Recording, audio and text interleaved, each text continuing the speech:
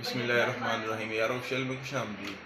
हमारे साथ है आज रेहान अनवर जो आपको रूबिक्स क्यूब को फास्टेस्ट सॉल्व करके दिखाएंगे विद इन 5 सेकंड। यहाँ सब हो जाएगा, ये 5 सेकंड में हो जाएगा। चलिए जी, हम अब आपको दिखाते हैं रेहान साहब कैसे 5 सेकंड के अंदर रूबिक्स क्यूब को सॉल्व करेंगे। अच्छा, ये रूबिक्स क्यूब है, हमने इसको उल्टा पुल्टा करके दिया है। रेहान साहब इसको विद इन 10 सेकंड के अंदर सॉल्व करके दिखाएंगे। 10 सेकंड में हो जाएगा, उससे पहले हो जाएगा। चलें स्टार्ट करें। दिखाएं, सारी साइडें दिखाएं। ये देखें, विद इन 5 सेकंड इसने कंप्लीट किया। ज़बरदस्त। ये ट्रिक हमें भी सिखाएं जरा, कैसे किया था आपने? वो ट्रिक थी, चलें बता।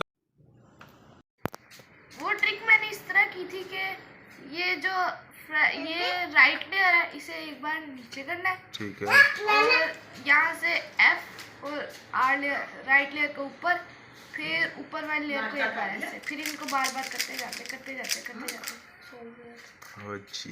ये देखिए, इसने एक दफ़ा फिर हमें सॉल्व करके दिखा दिया।